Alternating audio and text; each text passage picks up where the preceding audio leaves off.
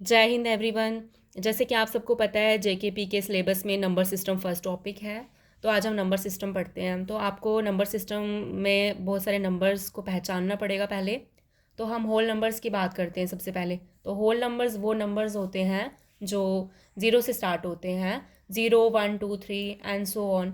मैं ये जो भी है ये सब कुछ बहुत ही शॉर्ट में बताऊंगी, क्योंकि मुझे पता है आप सबको ये सब चीज़ें कोई बेसिक मतलब स्टार्टिंग से नहीं पढ़ानी है, आप सबको पता ही होगा ऑलरेडी ये।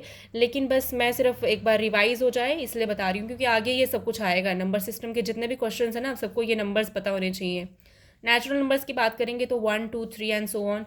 Even number which is exactly divisible by two. Odd numbers which is not exactly divisible by two. Integers सबको पता है, पॉजिटिव एंड नेगेटिव नंबर्स जितने भी होते हैं वो सारे के सारे इंटीजर्स होते हैं। रैशनल नंबर्स की बात करेंगे। अब हम बात रैशनल नंबर की करते हैं। तो रैशनल नंबर्स जो नंबर्स पी अपॉन क्यू की फॉर्म में होते हैं, मीन जो फ्रैक्शन होते हैं, ठीक है। फ्रैक्शन जैसे कि 5/8, 6/10। ऊपर वाला जो नंबर होता है उसको हम न्यूमरेटर बोलते हैं और नीचे वाले नंबर को डिनोमिनेटर बोलते हैं। एंड इतना ध्यान रहे, क्यू जो होगा मतलब जो डिनोमिनेटर होगा वो कभी भी जीरो नहीं होता है, ठीक है, इतना याद रख लेना।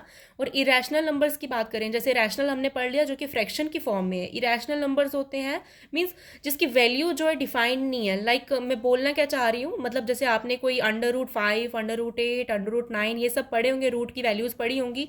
तो यहाँ पे आपने देखा होगा कि हर एक का ना कंप्लीट रूट नहीं निकलता है। जिनका कंप्लीट रूट नहीं है दैट वी कॉल इरेशनल, मतलब उनकी वैल्यू डिफाइंड नहीं है।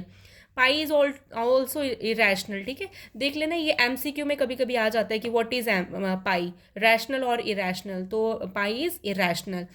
एंड देन √9 की बात करेंगे तो ये भी रूट में, बट ये रैशनल नहीं है, इरेशनल है, क्योंकि इसका एक कंप्लीट रूट है एंड कंप्लीट रूट इसका 3 है। ओके। देन बात करते हैं प्रीडिसेसर एंड सक्सेसर की।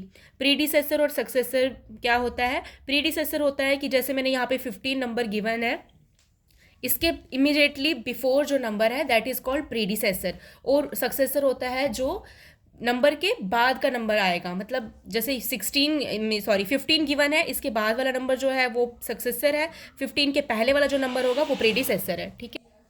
अब हम प्राइम नंबर्स की बात करते हैं। प्राइम नंबर्स क्या होते हैं? विच इज जिसके सिर्फ दो ही फैक्टर्स होते हैं, मतलब जो सिर्फ दो नंबर से ही डिवाइड होता है, which is exactly divisible only by it self and one, ठीक है। That is called prime numbers. यहाँ पे कुछ एग्जाम्पल्स भी गिवन है। उसके अलावा भी आप कोई और नंबर्स भी चेक कर सकते हो कि ये प्राइम नंबर है या नहीं है। तो अगर कोई प्राइम नंबर नहीं है तो वो क्या होंगे? फिर वो कंपोजिट नंबर होंगे। कंपोजिट नंबर क्या होते हैं? जिनके मोर देन टू फैक्टर्स होते हैं, that is called composite number. जैसे हम यहाँ पे लिख लेंगे 16 हो गया, 20 हो गया, ये सारे के सारे कंपोजिट नंबर्स हैं। और अगर हम बात करते हैं को प्राइम नंबर्स की, तो को प्राइम नंबर्स क्या होते हैं? जिनके कोई भी कॉमन फैक्टर नहीं होते हैं वन के अलावा। वन के अलावा कोई भी कॉमन फैक्टर नहीं होना चाहिए उनका, दैट इज कॉल्ड को प्राइम नंबर। जैसे 4 और 7। और 4 और 7 के अलावा जो है, 4 और 7 के अलावा दोनों के दोनों कंपोजिट नंबर भी हो सकते हैं। वो ज़रूरी नहीं है कि एक कंपोजिट एक प्राइम नंबर ही को प्राइम हो सकते हैं, ऐसा नहीं है। दोनों के दोनों कंपोजिट होंगे वो भी को प्राइम नंबर हो सकते हैं। जैसे कि 4 और 9 दोनों के दोनों कंपोजिट नंबर्स हैं, बट ये को प्राइम भी है क्योंकि इनका एक ही कॉमन फैक्टर है, दैट इज़ वन, ठीक है। हम ट्विन प्राइम की बात करेंगे तो ट्विन प्राइम ऐसा प्राइम नंबर्स का पेयर है जिसका डिफरेंस जो है एग्जैक्टली 2 आता है, that is called twin prime, ठीक है। जैसे कि 71 एंड 73, ठीक है। उसके बाद अगर मैं बात करूं, हमने प्राइम नंबर्स पढ़ लिया। अब स्मॉलेस्ट प्राइम नंबर कौन सा है? Which is the smallest prime number? सबको पता है, सब नंबर्स जो हैं वो जीरो से स्टार्ट होते हैं, वन से स्टार्ट होते हैं, है ना। तो सबसे स्मॉलेस्ट जो प्राइम नंबर है ना वो हमारा 2 है। 2 सबसे छोटा इवन नंबर भी है और साथ में प्राइम नंबर है, ठीक है। याद रहे, 2 is prime number, smallest prime number. अब तुम बोलोगे मैम व्हाट इज 1? तो 1 जो है वो यूनिक नंबर है, ये ना तो प्राइम है ना तो कंपोजिट है, क्योंकि ना ही इसके दो फैक्टर्स हैं ना ही इसके मोर देन 2 फैक्टर्स हैं, ठीक है। एंड समझ में आ गया इतना?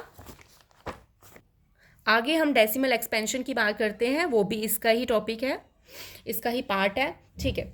देखते हैं डेसिमल एक्सपेंशन क्या होता है। जब हम 9 को 5 से डिवाइड कर रहे हैं तो इसका जो आंसर है वो 1.8 है, मतलब ये कंप्लीटली डिविजिबल हो रहा है इससे। तो इसका मतलब जिसका रिमाइंडर 0 आता है उसको हम टर्मिनेटिंग कहते हैं, और जिसका नहीं आता है उसको नॉन टर्मिनेटिंग कहते हैं। ये ध्यान रहना चाहिए, terminating and non terminating simple terms है। जिसका रिमाइंडर 0 आ रहा है दैट इज कॉल्ड टर्मिनेटिंग, नहीं आ रहा है तो नॉन टर्मिनेटिंग। अब देखो यहाँ पे यहाँ पे जो डिजिट्स है ना वो रिपीट हो रहे हैं, मतलब एक तो यहाँ पे रिमाइंडर ज़ीरो नहीं आ रहा है, साथ में इसके जो कोशेंट वाले नंबर्स हैं वो रिपीट हो रहे हैं। तो जब जब नंबर्स डिजिट्स रिपीट होते हैं ना तो उनको हम रेकरिंग बोलते हैं। वो जो, ठीक है, समझ में आया। और जिसमें नहीं रिपीट होंगे वो नॉन रेकरिंग। ठीक है। अब यहाँ पे हम बात करते हैं, जब ये जो क्वेश्चन है ना, ये मैंने JKSSB का प्रीवियस ईयर पेपर देखा था, उसमें था ये, तो मैंने सोचा ये एक डाल देती हूँ इसमें।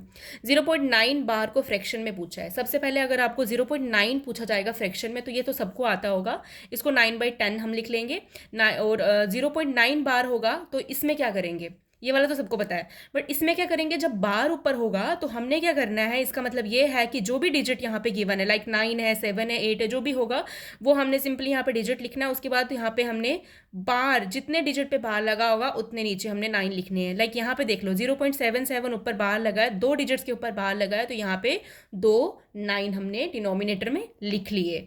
पॉइंट्स के जितने भी डिजिट्स होंगे ना उतने 9 आएंगे। यहाँ पे मैंने इन्फॉर्मेशन भी लिख ली हुई है। अब हम कुछ डिविजिबिलिटी रूल्स के बारे में बात करते हैं। यहाँ पे मैंने कुछ डिविजिबिलिटी रूल्स दिए हुए हैं, तो आपको डिविजिबिलिटी रूल्स भी आने चाहिए। वहाँ पे आपको नॉर्मली कोई नंबर डिवाइड करने के लिए नहीं आएगा, काफ़ी बड़े बड़े नंबर्स होंगे, थोड़े ट्रिकी क्वेश्चंस होंगे, तो वहाँ पे आपको डिविजिबिलिटी रूल्स पता होने चाहिए, क्योंकि आप हर एक नंबर को डिवाइड करने तो नहीं लगोगे ना। इसीलिए ये सारे के सारे डिविजिबिलिटी रूल जो हैं यहाँ पे मैंने दिए हुए हैं, प्लीज़ एक बार देख लेना खुद से। अब मैं आपको 1 बाय 1 ये तो नहीं बताऊँगी, आप एक बार खुद से देख लेना। सबको आते ही होंगे ऑलमोस्ट, सब बच्चे प्रिपेयर ही होते हैं पहले, मतलब जो बेसिक चीज़ें हैं वो सब कुछ उनको आती ही हैं, लेकिन फिर भी ये रिवीजन के लिए मैंने डाला है, तो एक बार ज़रूर देखना, स्क्रीनशॉट ले लेना और पढ़ लेना। आज के लिए इतना ही काफ़ी है। Okay, bye.